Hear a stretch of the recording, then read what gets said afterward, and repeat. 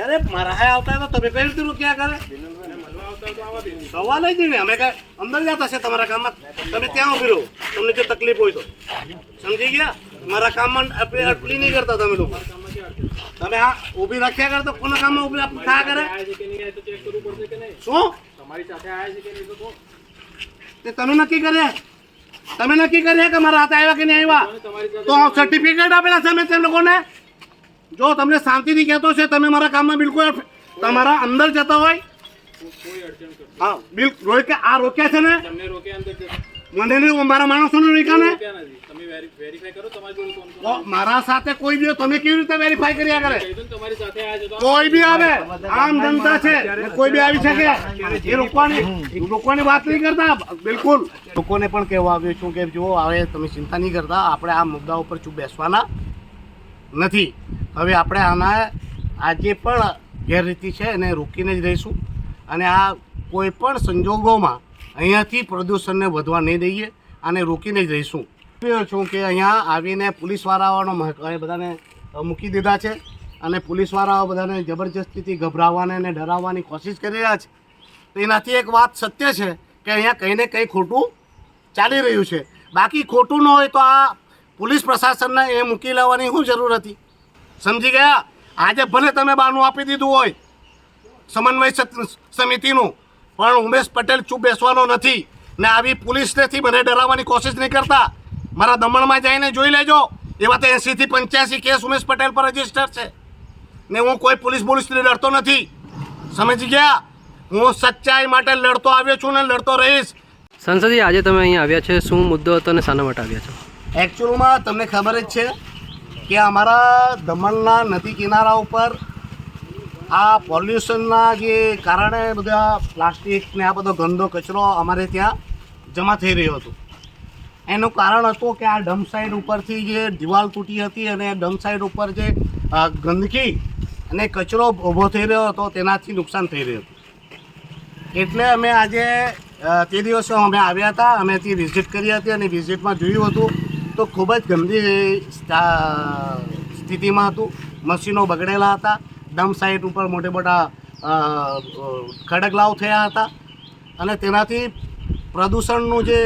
વ્યાપક છે તે વધી રહ્યો હતો લોકોમાં હમણાં પણ મેં વાત સાંભળી અને એ વાત મેં પાર્લામેન્ટમાં પણ કરી હતી કે લોકોને કેન્સર અને ચામડીના રોગો વ્યાપક પ્રમાણમાં આ પ્રદેશમાં થઈ રહ્યા છે ભૂજળ બગડી રહ્યું છે તો બધા આ કારણો જે છે એના કારણોનું એક મોટું કારણ આ ડમ્પ સાઇટ છે જેથી આજે અમે નક્કી કર્યું હતું કે આજે પોલ્યુશન વિભાગના એજી પટેલ અને કલેક્ટર અને દમણ કલેક્ટરને બી મેં મળવા માટે કીધું હતું પણ કાલે મારી જ્યારે એજી પટેલ સાથે વાત થઈ એમણે મને કીધું કે આજે ગુજરાતના સમન્વય સમિતિની કંઈ આજે વાપીના કાઉન્સિલર્સ એમએલએસ એમપીસની કંઈ મિટિંગ છે એટલે આજનો સમય એ લોકો વધારે બિઝી હોય એમ કીધું છે કે સાહેબ આ પછીની આપણે તારીખ તમે આપો તે તારીખે આપણે સંયુક્ત વિઝિટ કરશું તો મને પણ લાગ્યું કે ચાલો બિઝી છે તો આપણે પણ તે થોડોક સમય આપીએ અને કાલથી તમને ખબર છે સોમવારથી મારી પાર્લામેન્ટનું સેશન ચાલુ થવાનું હું જવાનું છું આવતા શનિવારે ઓલરેડી મારી મિટિંગ છે દીવમાં તો હું આવી શકું તેમ નથી તો લોકોને પણ કહેવા આવ્યું છું કે જો હવે તમે ચિંતા નહીં કરતા આપણે આ મુદ્દા ઉપર બેસવાના નથી હવે આપણે આના આજે પણ ગેરરીતિ છે એને રોકીને જ રહીશું અને આ કોઈ પણ સંજોગોમાં અહીંયાથી પ્રદૂષણને વધવા નહીં દઈએ અને રોકીને જ રહીશું તો તેના માટે અમને વિશ્વાસ અપાવવા આવ્યો હતો કે તમે ચિંતા નહીં કરતા આજની મિટિંગ ભલે એ લોકોએ સમન્વય સમિતિના કારણે કેન્સલ કરી હોય પરંતુ હું પાર્લામેન્ટમાં પણ આ મુદ્દા ઉપર બોલીશ જ આ મુદ્દાઓને ઉચકીશ જ અને આજે હું જોઈ રહ્યો છું કે અહીંયા આવીને પોલીસવાળાઓનો બધાને મૂકી દીધા છે અને પોલીસવાળાઓ બધાને જબરજસ્તીથી ગભરાવવાને અને ડરાવવાની કોશિશ કરી રહ્યા છે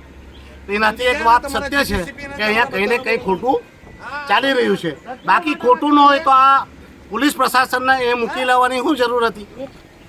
મને પોલીસવાળા એમ પૂછતા હતા તો અહીં જે દબીશ કરતા હતો એનું શું કારણ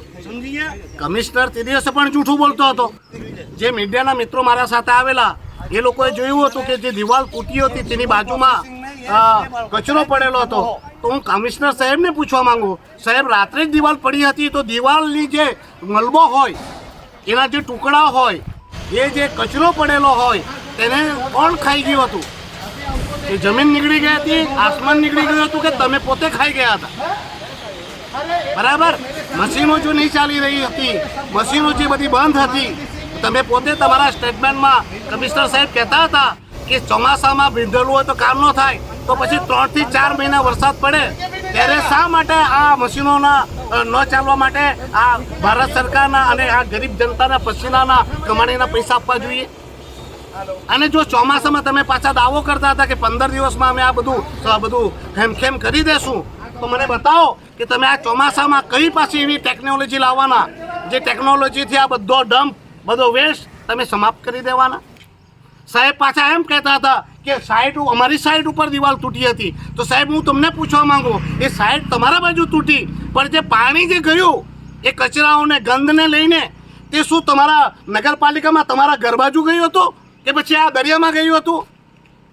કમિશનર સાહેબ, આ ડ્યુટી છે તમારી, સમજી ગયા?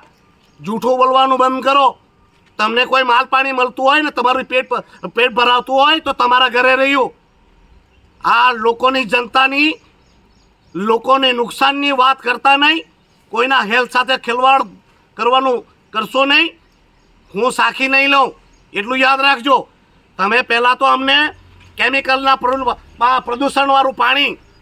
તમારો આ વાપીના ફેક્ટરીઓ, ઉદ્યોગપતિઓના જે કેમિકલવાળા હવા, પાણી અને જમીન તમે ઓલરેડી અમારી ખરાબ કરી ચૂક્યા છે. હવે બાકી બચેલું એ તમે ડમ્પ સાઈડ ઉપર તમારી બધાની મિલીભગતથી જે ષડયંત્ર ચલાવીને અમને લોકોને બરબાદ કરવાની કોશિશ કરી રહ્યા છે, બંધ કરી દેજો. સમજી ગયા? આજે ભલે તમે બહાનું આપી દીધું હોય સમન્વય સમિતિનું, પણ ઉમેશ પટેલ ચૂપ બેસવાનો નથી ને આવી પોલીસનેથી મને ડરાવવાની કોશિશ નહીં કરતા. મારા દમણમાં જઈને જોઈ લેજો, એવા તો 80 થી 85 કેસ ઉમેશ પટેલ પર રજીસ્ટર છે ને હું કોઈ પોલીસથી ડરતો નથી.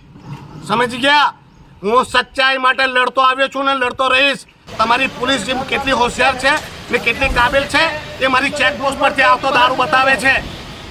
સમજી ગયા? ને જે દિવસે હું ઉઠી પડ્યો ને અને જે દિવસે આ ચેકપોસ્ટ પર બેસી ગયો, તે દિવસે ખબર પડશે કે કોણ સાચું અને કોણ ઈમાનદાર છે. બાકી ફરીથી કહું છું,